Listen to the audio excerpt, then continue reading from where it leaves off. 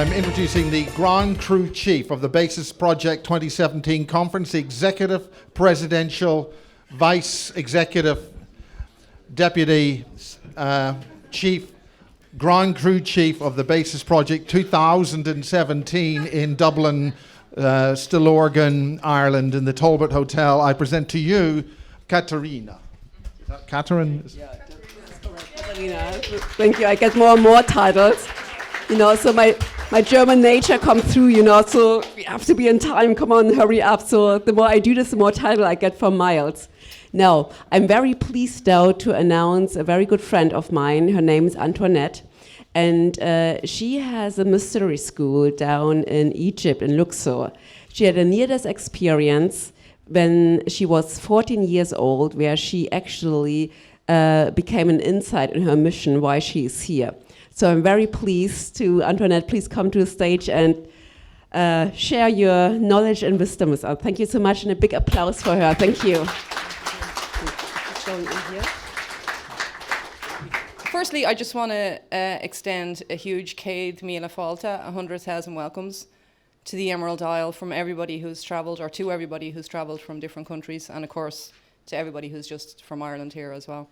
I hope all the visitors to Ireland is getting a good Irish welcome, and maybe you've tuned into the kind of odd Irish sense of humour.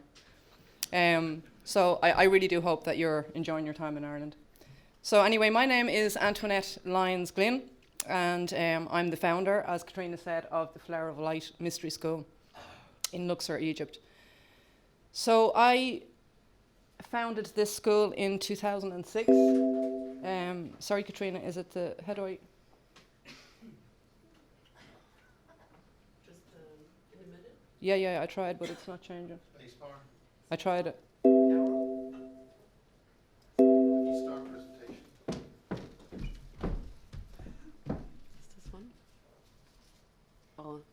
You have the wrong one.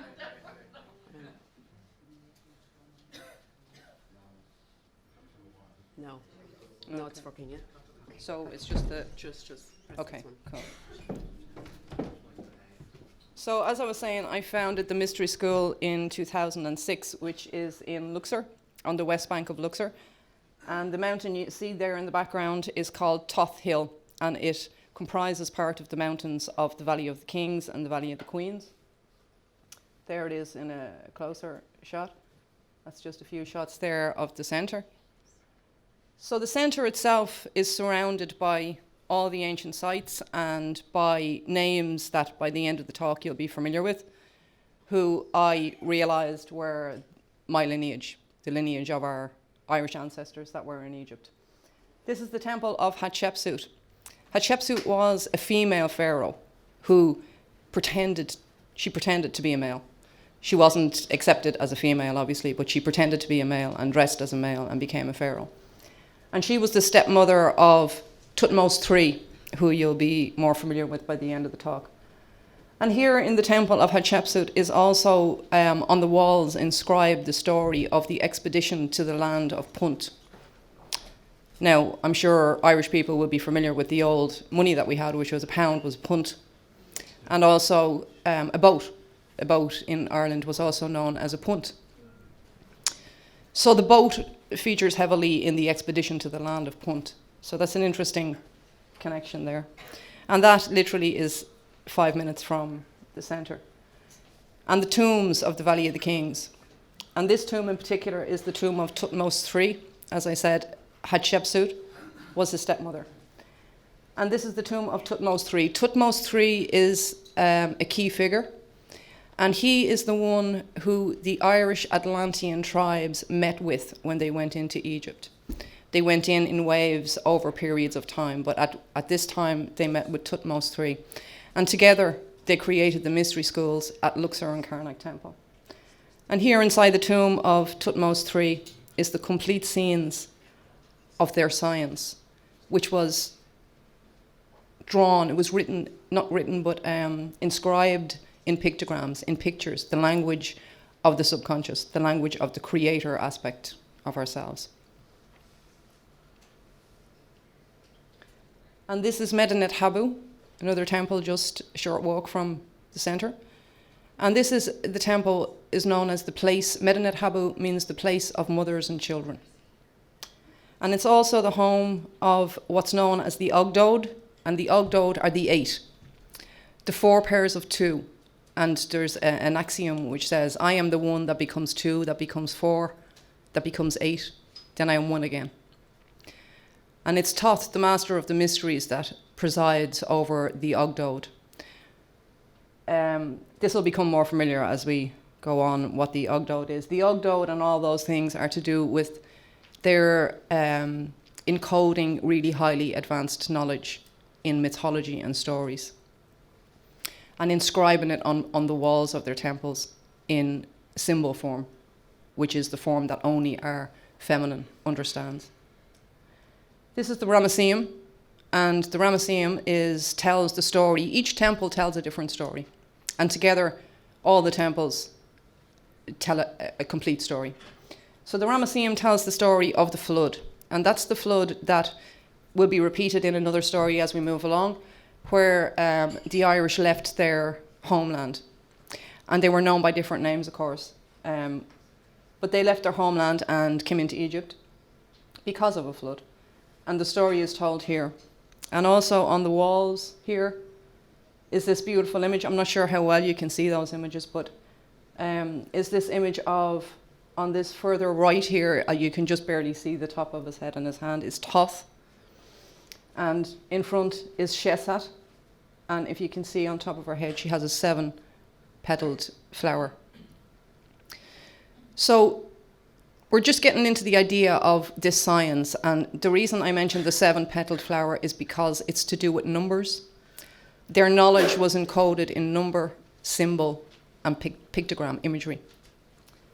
And so the number of Thoth was 8, and the number of Shesat was 7. Shetat was also known as Mat. And another name for Thoth was Tek. And together, they make the word mathematic. So it gives you an idea of, they're also the symbol of the male and female energy, or the 0 and the 1 that make up the operating language of the universe. And also they're writing on the tree of life, which is the tree of the ancient Irish. Their language was known by many different names, but one was the language of the trees.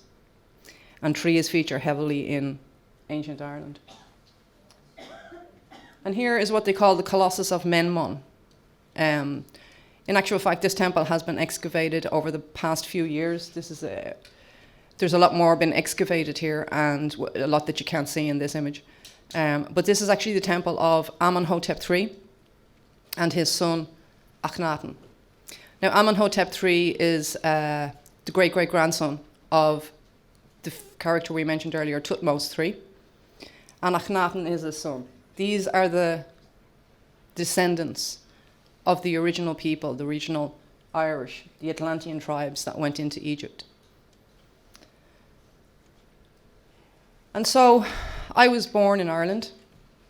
Why did I get to Egypt?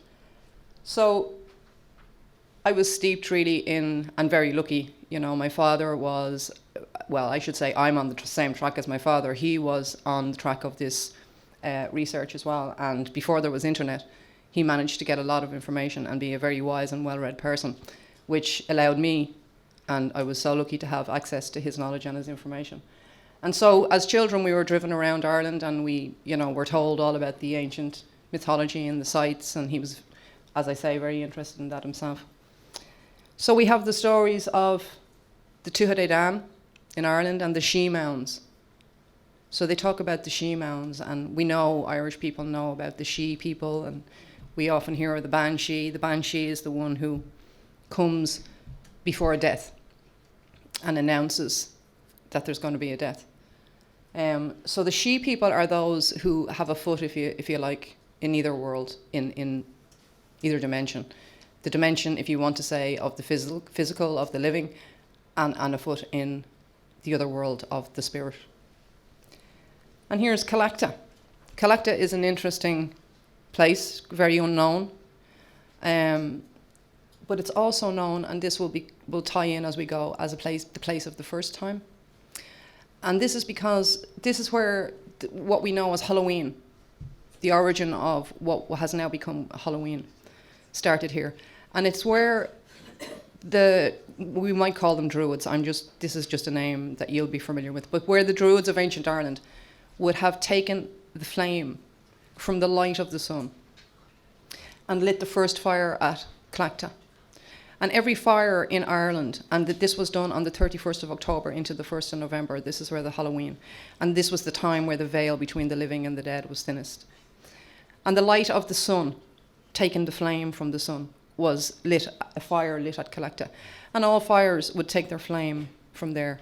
And this was to keep the light of the sun on earth through the dark winters, dark nights of the winter. And there you can see the circles, the Atlantean circles. This is Loch Crew, and here the story is told of the arrival of Tea Tepe and Jeremiah. There's many different variations of the story, but their story is told here of how they came into Ireland and brought with them the ark, the stone, the spear, and many different pieces of technology. And here, of course, is Newgrange, which directly connects to the Great Pyramid. And as we move, Tara, the beautiful hill of Tara, which is an interesting place in Ireland. It has been very much locked down in terms of energy. You may see it in the picture, there's a church built there right on Tara, which you're actually almost forced to walk through while you get to actually get to the site. They built, I'm sure most Irish people know this, but the motorway, straight through Tara, and literally cut mounds in half rather than move the road. Like, they actually paved over the sites. And, one of the strong presence, of course, at Tara is Opus Dei, Atlas Mullen. And so these were our beautiful ancestors, and this is how they encoded their knowledge. This circle describes the most advanced knowledge of a cycle that we'll talk about as we go on, the cycle of precession. And here is Glenscota in Kerry, and this is the burial place of the daughter of Akhenaten called Meritaten, and she was known as Scota. Ireland was called after Scotaland. Scota Moor, and Scotland is still called after, but was known as Scota Beag. And this is where she's buried in Kerry, the daughter of Akhenaten and the sister of Tutankhamun, buried in Kerry. So, how does this all tie in with me? Well, at 14 years old, I had a motorbike accident. I was always, even at a young age, pretty, I won't say, I was aware of a lot of things. I knew things that I used to say very strange. I can understand my dad. He used to say, I was such a strange child. But I used to say things, to him that I'm sure as an adult now, when I think about them, if a child said it to you, you would be a bit wondering where it's coming from, So, I used to say things to him like, it didn't used to be this way. We never used to have to do things like this. And almost like I had a memory of something before. But in a way, it kind of made me a little bit isolated as well. As I look back, I realised that. But anyway, at 14 years of age, we were going away on holidays to the Canaries. And, I was being dramatic, I think. I was going out to see my cousin. I was told not to go out on the motorbike, but I went anyway. And no helmet, with just a top, skirt, no protective clothing whatsoever. And snuck out of the house to see my cousin, We were only gone for 2 weeks, but... So anyway, it wasn't on the way there, it was on the way back that I had an accident. Okay. And so it was interesting because as we were driving along the back really windy, dark Irish country roads, and if anybody, anybody who's Irish will know what I mean. And this was back when I was 14, so it's, they were even worse then. But so I heard a voice, literally seconds before the accident actually happened, I heard a voice saying to me, close your eyes, because you're going to die now, and you don't want to see what kills you. So I did. I closed my eyes. And when I opened them again, that's where I was. And this artwork, by the way, is thanks to my lovely friend Christine Desmond Cleary. She's the beautiful artist who's going to work with me and bring this to life, bring this imagery that I can't get across only in words. She's the artist. So this is where I found myself, inside this bubble, as I've always described it, and this colour, and sitting in this exact position. And that's where I watched the whole accident from. But I was up almost from a high place. So I was looking down. And I saw everything that happened. I saw myself, except for what we actually hit. I saw myself tumbling backwards off the bike. I saw how I got all my injuries, everything. And then at one point, I must have come back into my body, as I describe it now, and found myself in the middle of the road. I remember thinking two things at the same time. I need to get off here, or something's going to come along and kill me. But I tried to get up. I couldn't get up. I couldn't move. As I turned out, I had a broken pelvis. I didn't realize at the time. But then the next thing, I found myself sitting at the side of the road, which I have no idea how I got there. And then suddenly I was aware that there was somebody beside me. And I knew, even though I never looked, it was a very tall being. But anyway, I was led to this place where I had to go in and identify a figure. And I didn't just have to identify this figure. I had to, it sounds odd, but I had to go through its eye. Now, the only thing I can describe this figure as is either A, the Grim Reaper, or B, one of those dark Nazgul, I think they're called, riders out of Lord of the Rings. And so anyway, long story short, I had to go into this place and look at it in the eye. That was what I had to do. And this being that was with me, this kept saying, you have to do it. I didn't want to, but anyway, I went in and eventually looked at this thing in the eye. But and I knew that when I did it, there was no going back. And one of the things that I remember thinking is, I can never tell anybody about this. I can never come back and tell anybody. And that was one of the things that I didn't want to do it. I didn't want to do it because I couldn't come back and tell anybody. But anyway, when I went through the eye, I found myself where I now know was Egypt.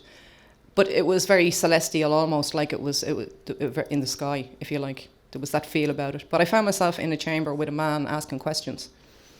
And he was asking me these three questions, which I either could or wouldn't answer. So because I could or wouldn't answer, I was moved to another place where there was another man and saying, basically, you must answer these questions. I wouldn't answer. So this second guy had a baby over his head, and he kept telling me, if you don't answer the questions, I'm going to throw the baby down the well. Like, it wasn't a well, it was like this bottomless pit thing. But anyway, so eventually he let the baby go and threw it down because I couldn't answer the questions. So over the years, I realized, that was basically my own death and rebirth that I saw. And after that, I began, and not immediately, it took a long time to physically heal, to mentally heal, because there was a lot of things that happened even after that motorbike accident. But after that, I started to draw, these symbols.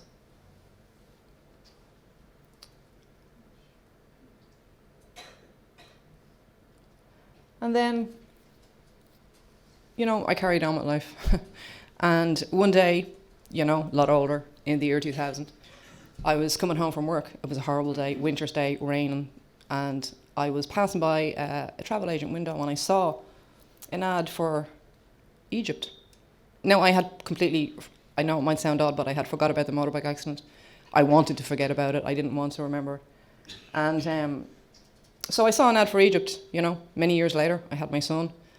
And so I went in and literally booked it there and then, without even talking to my son and my husband about it. Came home and told them we're going to Egypt. So we went to Egypt anyway, and that started off a whole series of us going back and forward. But the interesting thing, and the reason I have this image, and I hope you can see it properly, is one of the most profound things that happened when I got there, and there was many, was this image that I saw on the temple wall. And this is from Dendra temple, underneath in what they call the crypts. And my blood ran cold, that kind of feeling, where I just said, oh my God, because this is exactly where I had been in the accident, in my bubble. So that kind of began the whole knowing. It was strange because my husband is a chatterer. I wasn't really at the time, and we met this couple, and the man started to talk to me about something, and it was like doors and just opened in my mind, and all this memory began to flood back. And ironically, it was in a hotel called the Mercure Coralia, and Mercure is to do with Mercury, which is Thoth. So anyway, I went back and forward from Ireland from the year 2000, travelled back and forward probably almost every year, every second year, to Egypt. Dragged my husband and son with me, which they were none too happy about. This was my mission, if you like, but they supported me. So eventually in 2006, we left to find the land in Egypt to create what I had now realised what I was to do was to create this mystery school in Egypt. The plan still wasn't clear fully, and it's still unfolding. It's still not clear fully. So as I created the mystery school physically, it had to be built, the land had to be found, all that. So it was about a year in the building, if you like, and then I began to run journeys in and out of the temples. And as I did over the years, I brought people from the south of Egypt to the north and into the Great Pyramid is where our journey ends. And as I did, I began to remember more and more. It's funny, when you're actually listening to yourself talking. Sometimes I heard myself talking in the temples and it was like, who's that? It doesn't even sound like me.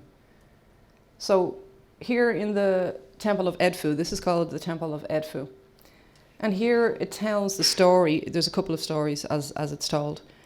And the story here is told of the Shemshu Hor, or the Sheshu, they're known by many names, or the Mound builders.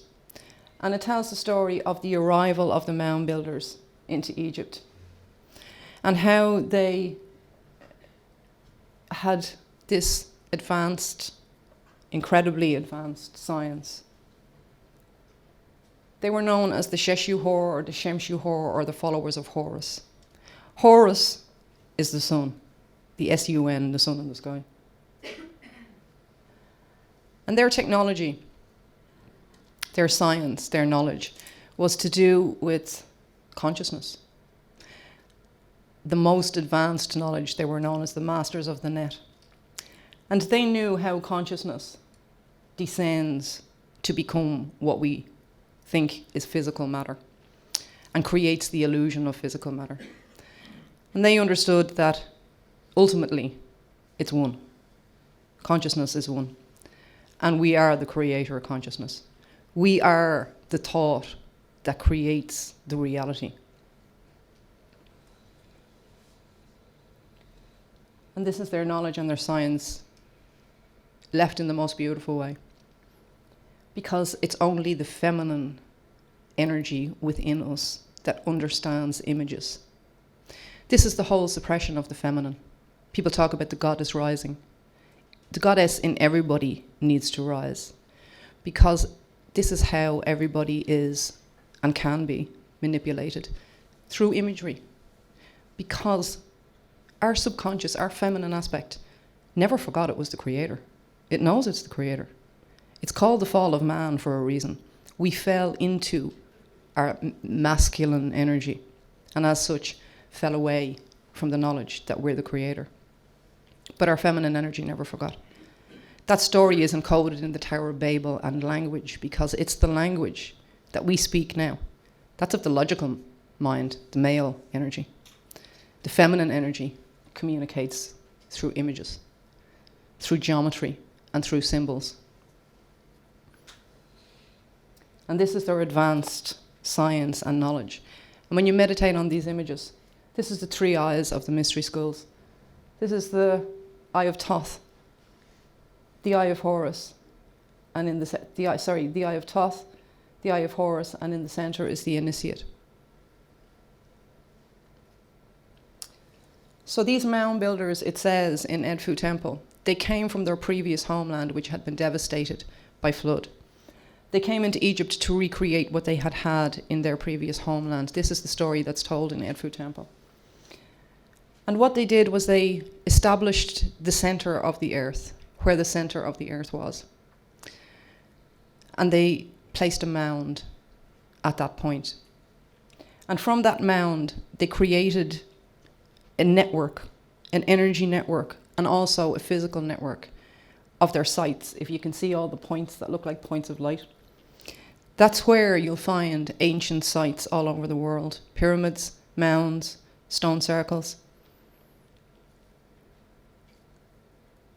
And they encoded all the knowledge in symbols.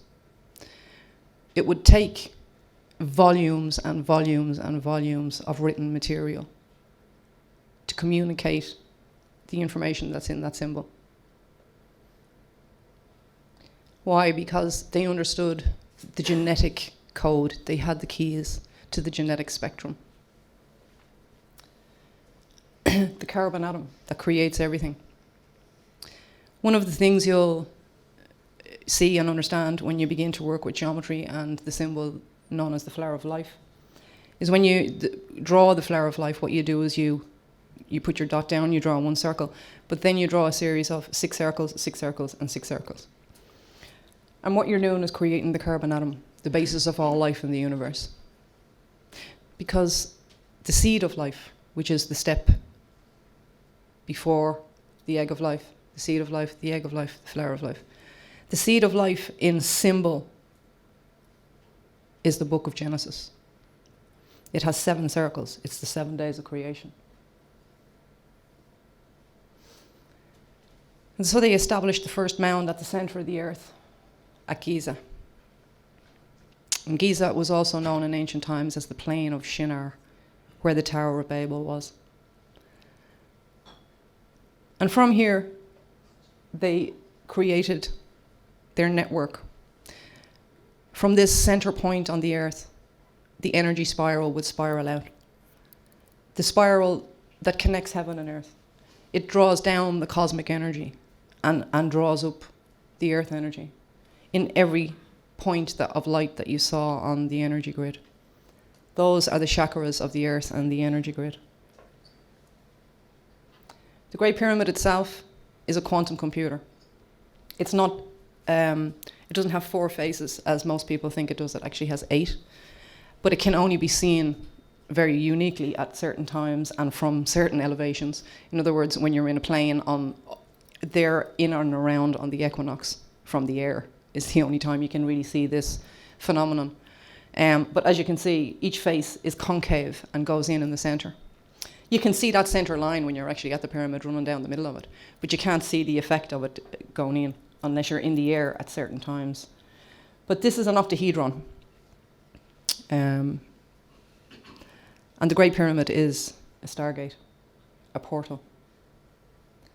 So from here at the top is where they established the center of the earth, and this is the center of the earth, where the Great Pyramid is, the original 0-degree meridian line before it was moved to Greenwich Mean Time, before it was moved to Greenwich, and became where we calculate our time. Actually ran through the sarcophagus in the Great Pyramid of Giza. That's the natural 0-degree meridian line. And the one that runs this way. And where they cross is the exact center of the earth, where the Great Pyramid is placed. So from here, they built their ancient sites on either side of the Nile, all the way down. And this mirrors the human body, because there's an axiom enunciated by Thoth that's probably most people will be familiar with, that says, as above, so below, as within, so without. This is highly advanced knowledge. What they're talking about is fractals. And what they're saying is everything is an image of everything else, like the Mandelbrot set. So the River Nile represented the backbone. It was known as the backbone of Osiris. Every human being was Osiris. Osiris was also known as Jesus. And the sites along the Nile are aligned in such a way that there are 7 sacred centers, a ratio of 7-8 sacred centers, where there are temples on either side of the East Bank and the West Bank. And the initiates would move from root chakra all the way through to sacral, to solar, to heart, to throat, to third eye, to crown. And the crown chakra, of course, was the Great Pyramid of Giza, where consciousness would leave the physical realm. But there's a difference between death and ascension. When you die, you don't know what you're doing. And you don't remember when you're reborn. When you ascend, you die consciously and you have full memory when you come back. And you only come back into the physical if you choose. And here's the spine and the brain, and you can see how the plan, how the whole of Egypt, the Nile itself, and the pyramids at the very top, which would be in the area of the brain. And it didn't just reflect the whole of Egypt and the sites, and the Nile, the river Nile itself. It didn't just reflect the human body, because it's a fractal, as above, so below, which means that everything is in an image of everything else. So what these people were saying was, you are a universe. You're not the universe, you're not my universe, but you're your own universe. And as such, this all exists within you. There is nothing outside. You are the creator, you're the thinker of the thoughts. This is the symbol. How these ancient people kept the cosmic order and the balance, which in ancient Ireland was known by many different names, but also known as the Brehon law. And how these ancient people kept the cosmic balance of above and below was to work with the earth energies and also work with the cosmic energies to keep alignment with the cosmos, to follow the cycles of the stars. This is where the idea of sun worship has come in. Every star you see in the sky is a sun. The only difference between a sun and a star, a sun is classed if it has planets revolving around it, then it's a sun. If there's no planets revolving around it, then it's a star. That's the only difference. So the idea of making a distinction between the followers of the sun and the followers of the stars is non-existent. And there was certainly no sun worship among these people. They had highly advanced knowledge. They understood the electromagnetic spectrum and how consciousness creates physical matter. This symbol encodes all their science from start to finish, and as you'll see, it's a mound, a pyramid, and a 5-pointed star. There's everything that shows you where these people came from, where they went, and what they knew. The mound, as I said, the mound builders of ancient Ireland. And why were they so important? They understood a cycle. It's known as the Precession, the cycle of Precession, which is a really long cycle, it's 25,920 years. And they encoded this cycle into their structures. Why? Because it's the cycle of the rise and fall of consciousness on Earth. And it's a phenomenon only on Earth. So this 5-pointed star encodes the entire cycle of precession and the human being evolving within that cycle. Because the cycle of Earth incarnation is a womb for the evolution of consciousness and the eventual ascension. This is the hieroglyph for Sirius, the star Sirius in ancient Egypt. This is the temple of Luxor. And Luxor temple, as all the temples, is a microcosm of the macrocosm. Luxor temple is actually laid out in the image of the human body. And as you walk in to Luxor temple, here where these two figures sit, these are the feet. So you're walking in through the feet of the temple. As you see here, down the bottom, you're walking in through the feet. And as you walk in, all the way up, and into the third eye of the temple, which was known as the inner sanctuary. And the story that's told in the temple is the conception, the birth, and the growth of the divine, immaculately conceived child. And the conception begins here. The conception is told here in this part of the temple in the head. And it's on the walls, drawn on the walls. And so it shows the queen, who in this temple was known as Mut, who's mother, the word for mother. And it shows Thoth comes to Mut and announces to her, you're going to become pregnant with a divine child. So you see the progression of the pregnancy, and then you see the birth, and then you see the 3 wise men coming to bring their gold and their frankincense and their myrrh. And this is on the temple in Luxor thousands of years before Jesus or the Bible or anything like that. And this is where this cosmic order was maintained for thousands of years. This is Karnak Temple. Karnak Temple describes the sacred spiral of consciousness as it descends into the grid, the time-space matrix. This is Dendra Temple. Dendra Temple is best known for the Hathors. The Hathors had the keys to sound healing. This is all about sound and light, the greatest sound and light show on earth. They were sound healers. They healed with music and song and sound, and the most close related sound that you could imagine they make is like a dolphin. This is Bess. This is a character that it may look familiar, and it's our character called the leprechaun. And Bess was a protector of the home, of women in pregnancy and childbirth, but also a bit of a trickster as well, but only if you were threatening the mother and children in the home. So a good character.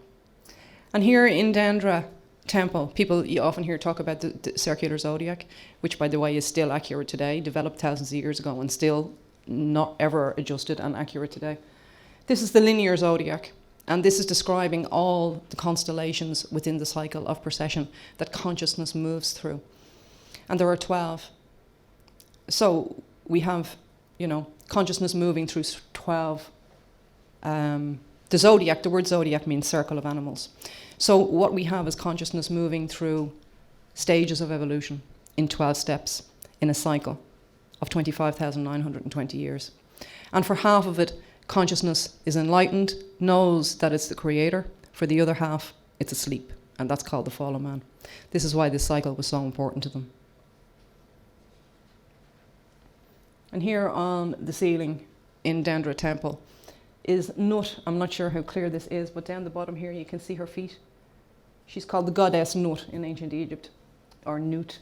And her feet touch the ground here, and her body is the arc of the sky, and her hands touch on the other side. And you see her swallowing the sun here, and it moves through her body, and in the morning she gives birth to it again. This is describing the entire cycle, the rebirth of the sun on earth, the continual rebirth of the sun on earth. And this is what she represented, the arc of the sky, or the dark rift in the Milky Way. And that was also known as the celestial river, the Nile in the sky, the river Nile in the sky, or any of our sacred rivers were all a microcosm of the dark rift in the Milky Way, and the sites that were built along the sacred rivers. For example, the Boyne River in the Boyne Valley, and Noth, Doth, and Newgrange are all built and aligned along either side of the Boyne River, the white milky waterway, the Milky Way.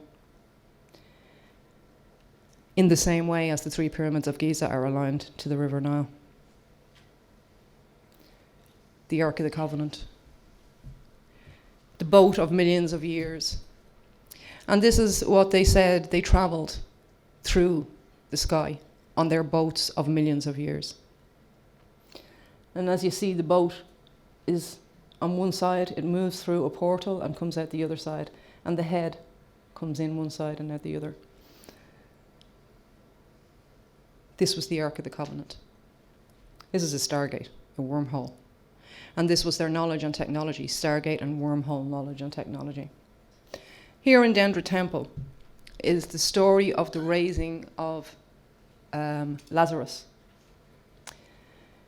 Here in this part, they're talking about the conception, firstly, of the divine child Horus. And the divine child Horus was conceived, oddly enough, from a dead Osiris. Osiris was dead when Isis conceived Horus with Osiris. So she conceived a child with a dead man, basically. That's the moral of the story. And so it's an interdimensional, immaculate, divine conception that didn't take place through the normal sexual intercourse. And this is how it's the story in picture form as it's told in Dendra Temple. And Isis and her sister Nephthys, this is as the story goes, they called on the help and magic of Thoth to create a way for her to have a child with Osiris, the dead Osiris. So Isis, being versed in all the wisdom and knowledge of her ancestors, could turn herself into a bird and hover over the dead Osiris. Now there's a story that goes how Thoth made a magical penis for Osiris. Because the body of Osiris, the whole story is too long to tell, but the body of Osiris was cut into 14 pieces, and in some stories more pieces, and distributed or thrown and buried all over, up and down the Nile by his jealous brother Set. And so Isis, his wife, and Nephthys, her sister, went about trying to put all the pieces of the body of Osiris together again, which they did. They gathered all the pieces of the body except for one piece, which was the penis, which had been thrown into the Nile and a fish ate it. This is the story it tells. Fish. Anyway, that is actually quite symbolic because it's to do with the geometry, but and so he had no penis. So Thoth creates first a magical penis with mud, with wood, and then eventually with gold. And Isis releases herself as a bird, hovers over, and conceives Horus, the divine child, the son of God on earth. And here is the steps down. This is in the law of temple building that's told in Dendra Temple. It says, no temple can be built only on the spot of one of the original mounds where the Shemshu Hor placed an original mound. And so every temple that's built is built on the spot where the Shemshu Hor placed a mound and said, okay, this is where the temples will be built. And ever after, they will always be built there using, as much as they can, the original stone from the temple. So in all temples, there's an underground temple, but you don't always get to see it. In Dendra, here, you have to climb down this hole, which is quite narrow and quite... But underground, it's worth it, you know, because these are the images you see. And you may have seen these before. These are called the Dendra light bulbs. Actually, you know, they do really look more like cathode ray tubes. And underneath here is what they call the Jed pillar. And here we have the serpent which features heavily, you'll see in ancient Egypt, there's always the serpent on the head. And if you've ever been to Egypt and you've ever seen this headdress that they wear, you see it on the walls in the imagery, but this headdress is actually a piece of gold that wraps around the head. And it has a serpent that comes out here and a band, a gold band that goes all the way down and touches here at the base chakra. And there's the symbol of the risen Kundalini from the lotus flower at the bottom. And the boat of millions of years. The boat of millions of years is your Merkaba, your vehicle of ascension. And that blue sphere that I found myself sitting in is the Merkaba. The Merkaba is not any one fixed shape. The Merkaba is not a triangle or any other shape. The Merkaba is shapeless, it's a sphere, and even at that, it's not a sphere. It resonates through all different shapes because those different shapes are what you perceive as your reality. Here is Seti First Temple. And this is the place where it says all the pieces of the body of Osiris were scattered all over. But here it says was the head. The head of Osiris was buried here in out the back of this temple in a place called the Osirian. But here in Seti First Temple, this is known as the Pharaoh's helicopter. If you see it here on the right-hand side, and this is real. This is not photoshopped. This is a real image, done nothing to it, just a picture taken and put onto this. I've been there countless times because I've read on the internet how this is not real. It is real. So this is in Seti First Temple. And in Seti First Temple, we have story of the raising of the Jed, which is the story of the raising of Lazarus, which is also the story of the raising of Jesus. Because the character of Osiris is told thousands of years before the story of Jesus, and the story of Isis, Osiris, and Horus is the same story as Jesus, Mary, and Joseph. The 12 apostles and the 12 constellations of stars that consciousness moved through. Jesus was the sun on earth.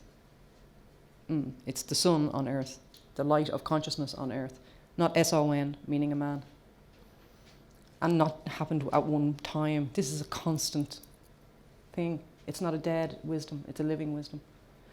And here is Sheshat with the 7-petaled flower over her head, and she was the lady of the universe. And here she writes on the energy field. She records, and here's Thoth, the master of the mysteries. It says that Thoth created the universe by singing it into existence, using the sound of his voice. And here he writes on the Akashic records, what we call the Akashic records. He records everything. He's the one who balances. And here we can see, this is Seti, the first temple again still, and we see how there's the pillar where the Pharaoh's helicopter is. And we see here how the temple interacts with the light. Because their knowledge, their sacred science was of sound and light, because that's all there is, sound and light. Consciousness and consciously creating sound and light. And all the temples were created to interplay with light, so all the temples were always half in dark and half in light. Because this represented the male and the female, the 0 and the 1. And here you see how beams of light would shine through what were known as light wells. And different beams of light, believe me, moonlight shines through, starlight and sunlight, depending on where you're standing in the temple. The shape of the temple, where you are in the actual cycle, and the star that's shining through the light well will all determine the experience that consciousness has. But these people traveled on beams of light. They projected their consciousness on these beams of light and could go anywhere in the cosmos. This is Horus, and you see the serpent on the head. This is the serpent that St. Patrick drove out of Ireland. And here we see what's called the opening of a mouth.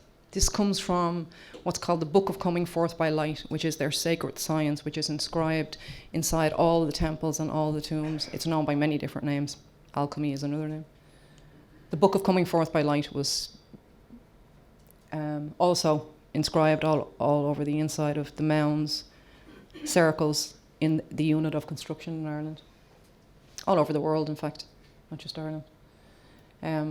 And here we see the opening of the mouth, and this is a process that was done so that the initiate, the one going through the process of ascension, to become immortal, and the difference between a mortal being and one who is immortal is memory. It's what you can remember. That's the only difference, because you are immortal, it's just that you don't remember you are. And so here, this is called the opening of the mouth, so that the initiate can talk in the next world. They can have a voice, they can speak. And this is showing how this healing system that I use when I bring this is actually my son.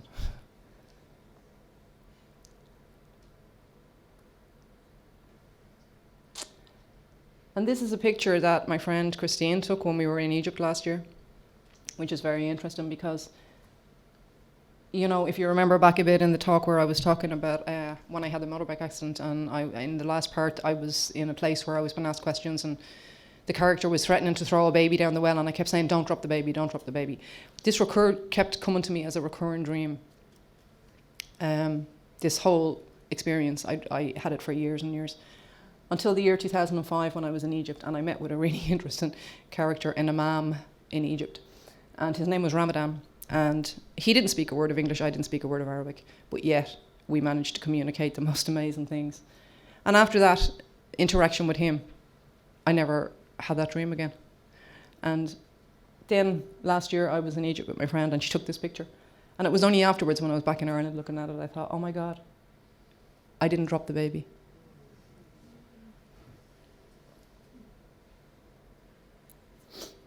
And this is my son on earth, my beautiful son. Because really that is the science, you know? The science of what has become religion, what has become dominated and controlled and manipulated is so simple, you know? The sun on earth is us. We are the sun, the light of the Creator on earth. It's just that we forgot. But that's the natural thing that happens. When you have to lower your consciousness to descend into physicality, the natural byproduct is the loss of memory. That's why these people left this here. That's why there's always has to be 144,000 knowledgeable people.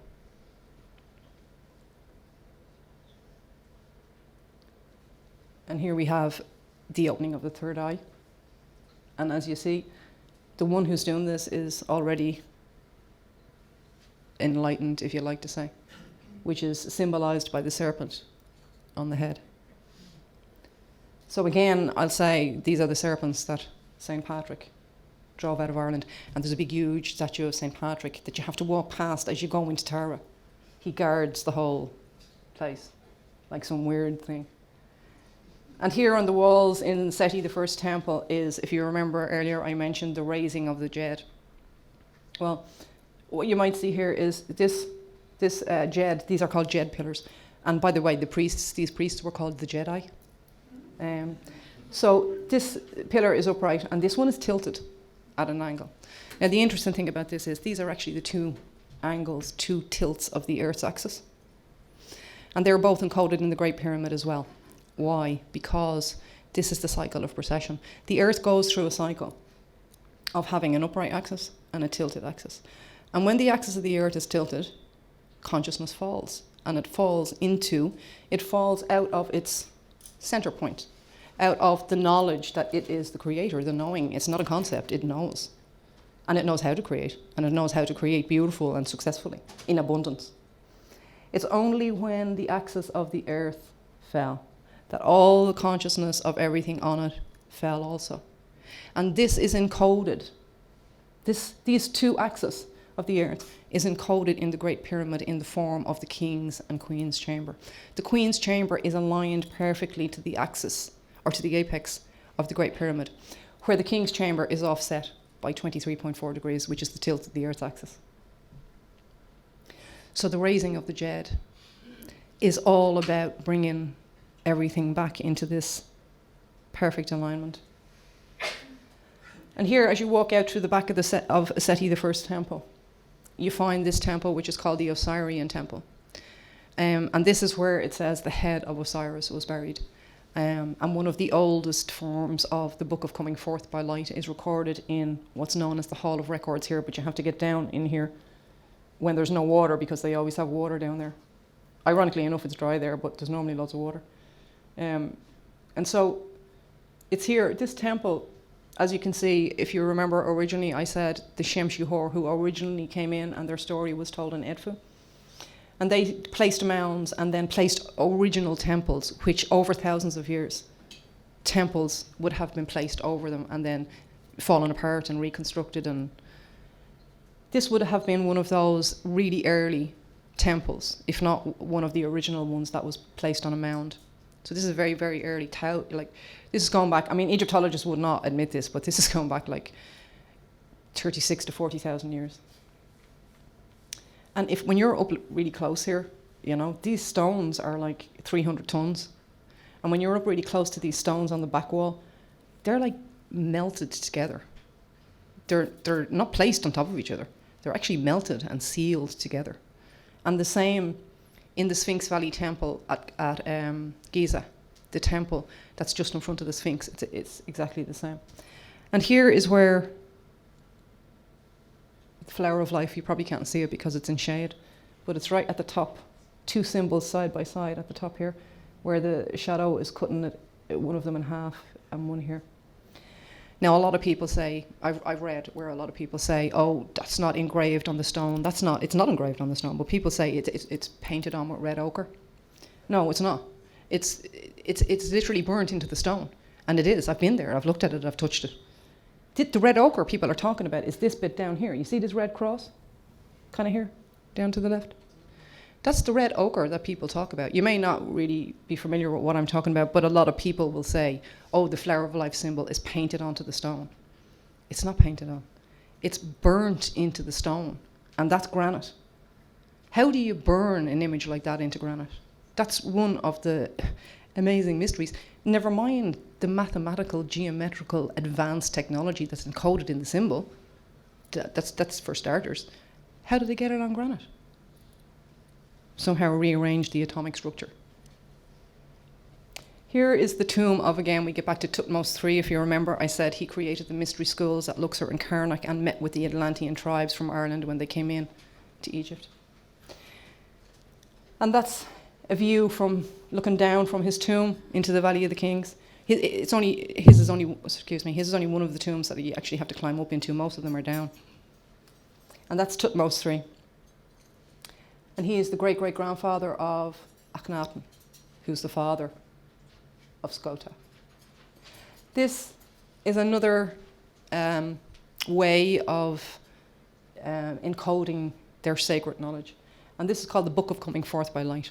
This is the 12 steps that the soul must take. The Egyptologists renamed this. Now, it's not actually a book. It's all the images that are painted over the walls in the tombs in the Valley of the Kings, and all the hieroglyphs that are inscribed on the walls in the temples, all combined together, are known as the Book of Coming Forth by Light.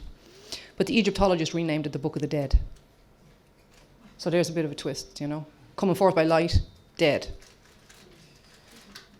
That's what's happened to this knowledge. It's been distorted and turned in. That's the Tower of Babel story, how they distorted this ancient knowledge by changing the language. And the language was the universal language, nothing to do with the spoken language. And so here in the tomb of Thutmose III is all the complete scenes of the Book of Coming Forth by Light. All this imagery is meant to be taken as concepts, because it's not strict and guided. Everything you look at is supposed to spark off concepts, ideas, emotions, and feelings, because that's the language of the feminine and of the Creator. And this is the scene known as the weighing of the heart. In part of the scene, the heart of the recently deceased is weighed against the balance of the feather, and there's the scales, and Thoth presides over it, the master of the mysteries. And if your heart doesn't weigh, is not equal to a feather, then you can't pass on, because it means your heart is heavy. It's not full of light. It has to be as light or lighter than a feather. And if so, you can pass on and continue on into the next stages. This is the 5th stage, or the 5th hour as it's known. And this is also Osiris here, who presides over the underworld, as they say. And this is Amenhotep III, the father of Akhenaten. If anybody has read anything about Ahmed Osman, he writes a very good theory that Amenhotep III is the biblical Solomon. And this is his wife, Queen Tai. And these people are all the ancestors of the mound builders who had gone into Egypt thousands of years before and established the mounds and the energy grids that connected the above and below. And as the thousands of years went by, it came to the time of Akhenaten. And as a lot of people might know, Akhenaten was known as the rebel pharaoh because he started a revolution. And he started a revolution because of the corruption of the Amun priesthood at the time. Akhenaten discovered the emerald tablets, and this story is told, but it's told in a distorted version. Another name for Akhenaten was Moses. His brother was called Thutmose. And Mose just meant, Mose was a name that a person used when they lost the right to use their own name. So after Akhenaten had gone into exile, he was known as Moses. And he discovered the emerald tablets, but this story is told as Moses and Mount Sinai and the Ten Commandments. And the emerald tablets were called the emerald tablets because they came from the Emerald Isle, the island of flame. This is Nefertiti, the wife of Akhenaten and the mother of Skota. And this is the family of Akhenaten, and some part why they, kind of give him the title of being a sun worshipper. He was no more a sun worshipper than Nikola Tesla or Einstein. He understood the electromagnetic energy. He understood the magnetism and the electrical. That's feminine and masculine, 0 and 1. The binary nature and the operating language of the universe. It's all a trinity, and in fact, a duality, and even further still, a unity. These are his daughters. And this is Tutankhamun and Ankhesenamun, his wife. And this is Skota. And these are the lineage of the people. These are the lineage of the people who, when the Amun priesthood had become so corrupt, had broken the cosmic order, and had distorted the language and the knowledge of the people, had collapsed their tower, which is told in the Tower of Babel. The exodus began, and these people left and came back to Ireland. And this breaking of the cosmic order happened at Luxor and Karnak Temple. And all these people, their lineage, came back to Ireland. And here at Tara is the Mound of Hostages. And here in 1976, Sean O'Reilly found a body. When he discovered the jewellery, when he analysed the jewellery, he found that it was made in a process that was only made in Egypt. He dubbed the body the Tara Prince because it was in the lineage of Tutankhamun and Akhenaten. Too long to get into the explanation why. But and here's Doth. All the mounds in the Boyne Valley tell the same story as the Book of Coming Forth by Light. The sun travels through 12 mounds in the Boyne Valley and sets in Doth. That's why it's called darkness. And Doth has the stone of the 7 suns, which is to do with the Pleiades and the Hathors. And here at Newgrange, when our ancestors came back, they found the Ark of the Covenant on the hill of Tara, or spelled backwards, Ararat. The Ark of the Covenant on Ararat. And inside, the geometry and the symbols, the genetic keys. And here is Glen Scota, where the daughter of Akhenaten is buried. And Ireland, in fact, as I mentioned, was called Scota Moor, Big Scota, and Scotland was called Scotabeug, which is still known as Scotaland. And this is Glen Scota. Now I work on papyrus, and my images have somewhat evolved. And so this is what I'm working with now. I'm working with these images on papyrus, which is amazingly, I thought it was going to be difficult to draw on it because it's not smooth, but actually it just guides. It's like the image is already in the papyrus. And this is another amazing piece of work by my lovely friend Christine Desmond Cleary, beautiful artist. So everything that I have remembered has shown me that thought creates. We are the thinker. Thought travels faster than light.